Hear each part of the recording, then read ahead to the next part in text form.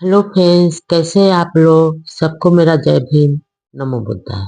Baba Saheb Ambedkar life and mission. Poona pact क्या था? ऐतिहासिक फैसला। कम्युनल अवार्ड द्वारा दलितों को 2 वोट का अधिकार। 17 अगस्त को बाबा साहब भारत आए और 20 अगस्त 1932 को ब्रिटिश प्रधानमंत्री ने अल्पसंख्यकों की सांप्रदायिक समस्याओं पर अपना फैसला दिया और उसकी घोषणा हुई।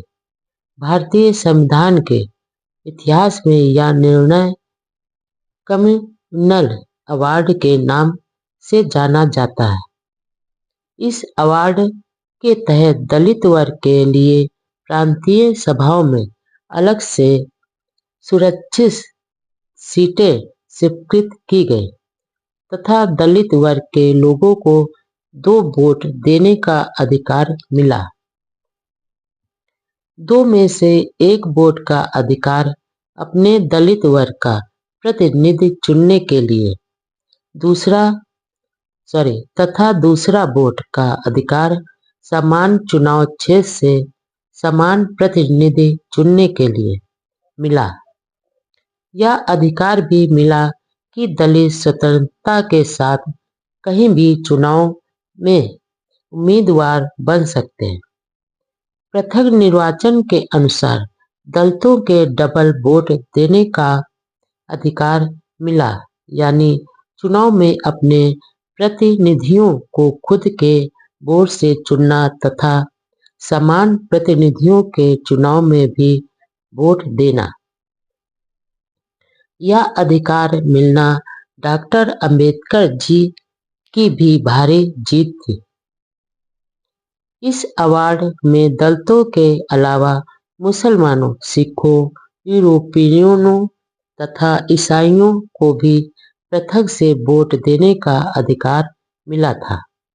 अवार्ड की शब्दावली से कुछ समंजस होने के कारण डॉक्टर अंबेडकर जी ने सर सैमुअल होर को पत्र लिखकर स्थिति स्पष्ट करने का अनुरोध किया।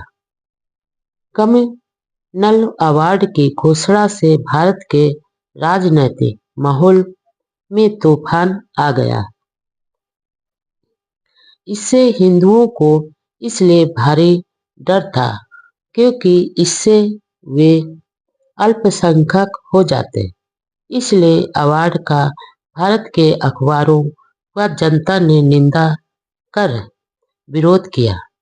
लेकिन खास बात यह है कि इससे अछूतों को कानूनी अधिकार मिलने का रास्ता बहुत साफ हो गया। भारत के राजनीतिक भूचाल व विरोध के कारण डॉक्टर अंबेडकर जी के सामने भी भारी संकट आ गया। कम्युनल अवार्ड के कारण देश में असंतोष की आग भड़क उठी, जिसमें गांधी जी ने घी डालने का काम किया।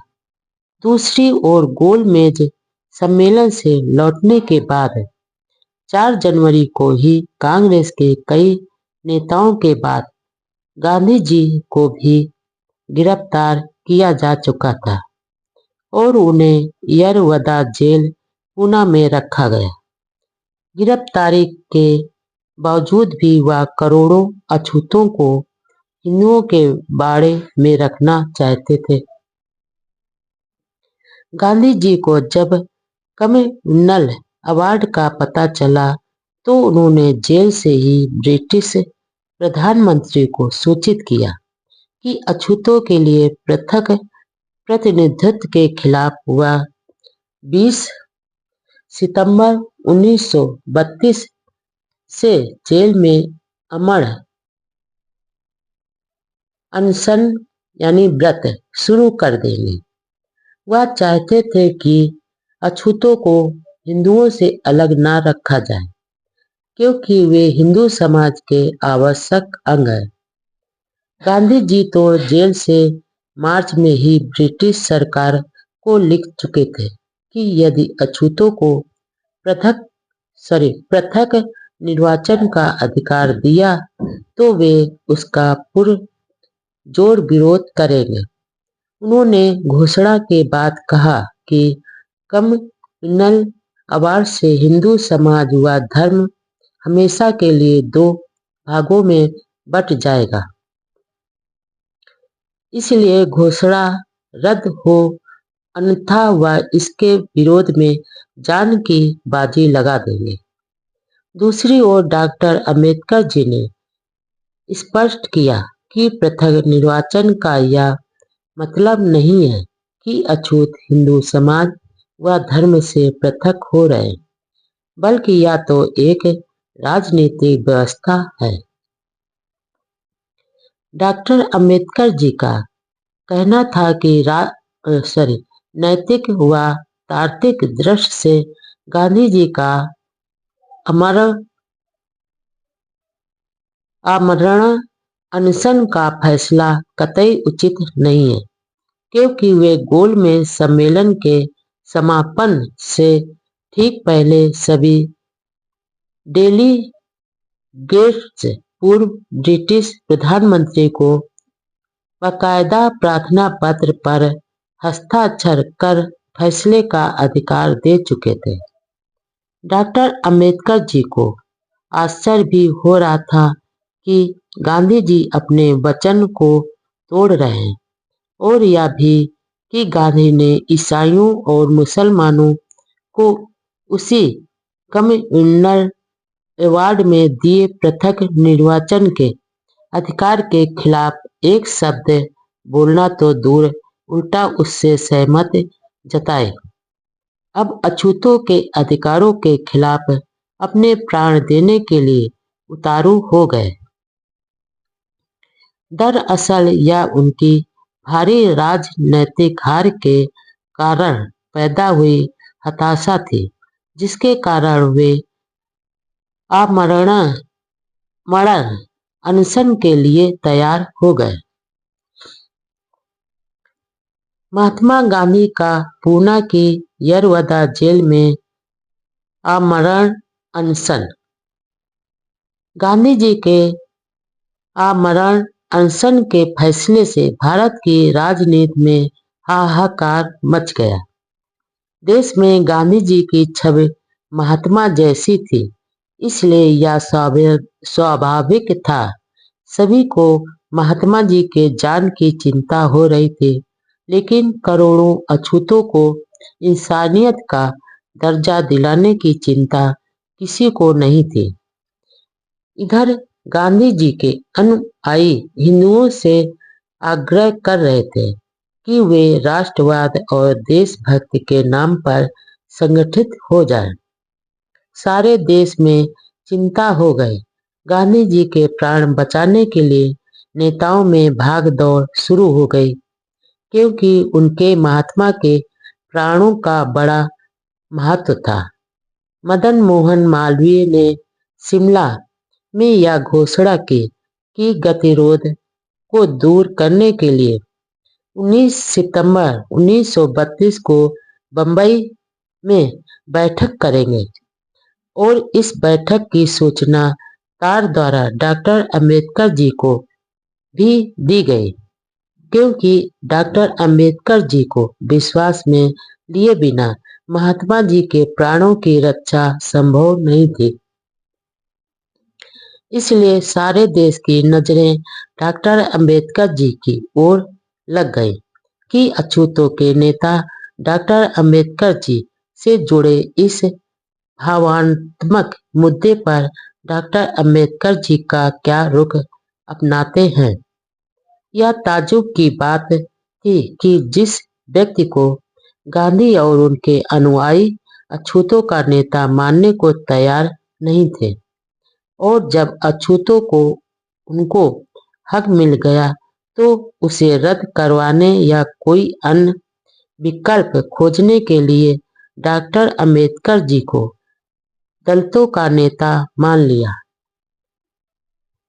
गांधी जी द्वारा ब्रिटिश प्रधानमंत्री को लिखे पत्र के जवाब में प्रधानमंत्री रेमसे मैकडोनाल्ड ने लिखा, सरकार का फैसला विभिन्न जातियों के न्यायपूर्ण हकों का ध्यान रखकर किया गया है।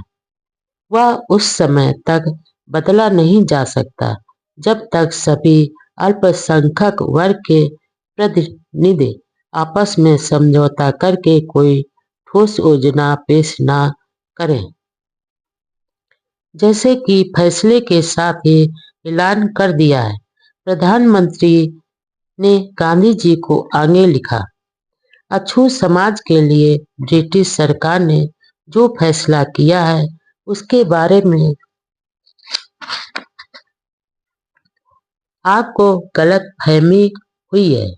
आप भी अच्छी तरह जानते हैं कि अछूत समाज का भारी सामाजिक शोषण हो रहा है, इसलिए उनके अधिकार समझकर विधानमंडलों में उन्हें उचित प्रतिनिधित्व देना चाहिए। ऐसा हम अपना कर्तव्य समझते हैं और हमने यह भी सावधानी बरती है कि अछूत समाज हिंदू समाज से अलग नहीं है हो। इस तरह यह सावधानी से तैयार की गई योजना है। फिर भी आपने अनशन करने का फैसला लिया है। लगता है कि हिंदू नेताओं में किसी तरह का समझौता नहीं हो सका, अतः हमने उनके अनुरोध के अनुसार अपनी इच्छा के खिलाफ अल्पसंख्यकों अछूतों के बारे में यह निर्णय लिया है। अब सरकार का निर्णय लिया है। अब सरकार का निर्णय यथावत ही रहेगा। ब्रिटिश प्रधानमंत्री के जवाब में गांधी जी ने फिर उन्हें लिखा, मुझे अनशन करने के मार्ग पर ही जाना पड़ेगा। प्रधानमंत्री के इस जवाब का सीधा अर्थ यह था कि गांधी जी कांग्रेस या दूसरे हिंदू कम्युनल अवार्ड में कोई बदलाव कराना चाहते हैं तो वे पहले अछूतों के साथ समझौता करें। प्रधानमंत्री के जवाब से सारा पासा ही पलट गया। आमरण अनशन द्वारा ब्रिटिश सरकार पर दबाव डालना था, लेकिन अब बात अछूतों के साथ समझौता करने पर आकर टिक गई। समझौता हमेशा नेताओं के बीच में होता है। गांधी कांग्रेस व सवर्ण हिंदुओं को सब पता था कि अछूतों का पूरा विश्वास डॉक्टर अंबेडकर जी पर ही है, जिसे वे अपना नेता मानते हैं। डॉक्टर अंबेडकर जी को रात दिन पानी पी पी कर गालियां देने वाले अखबारों, कांग्रेस व हिंदुओं को डॉक्टर अंबेडकर जी को ही अछूतों का नेता मानना पड़ा। देखिए कैसा संयोग हुआ। आमरण अनशन, घृणित अमानवीय अत्याचार व चाल। बाबा साहब ने तो आमरण अनशन से पहले ही कह दिया था, मैं इन राजनीतिक चालों व झांसों की परवाह नहीं करता। मैं उस व्यक्ति की बात समझ सकता हूँ जो अपने विरोधी की सच्चाई को मानता हुआ समानता की शर्तों पर समझौता करने के लिए सच्चे मन से कोशिश करे। आमरण अनशन की घोषणा के खिलाफ देश के कोने कोने में अछूतों की सभाएं हुई। प्रयाग में स्वामी अच्युतानंद के साथ कई नेताओं की सभा में गांधी जी के अनशन को घृणित अमानवीय अत्याचार कहा गया।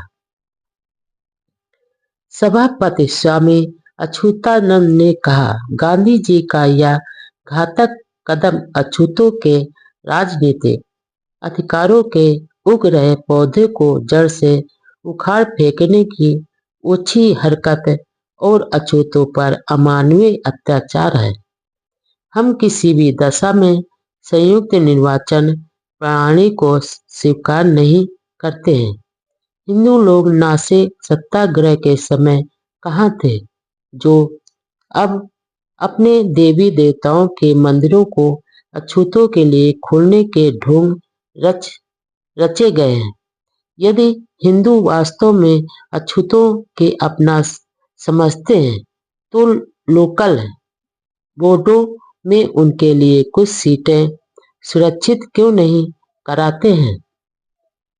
इसी क्रम में दक्षिण के उक्कट मांडू में मुनिस्वामी पिल्ले के नेतृत्व में all India depressed classes federation की सभा हुई, जिसमें कहा गया गांधी जी का यह फैसला हिंदुओं का धर्म के नाम पर भड़काने तथा अछूतों को पनपने नहीं देने की कोशिश है।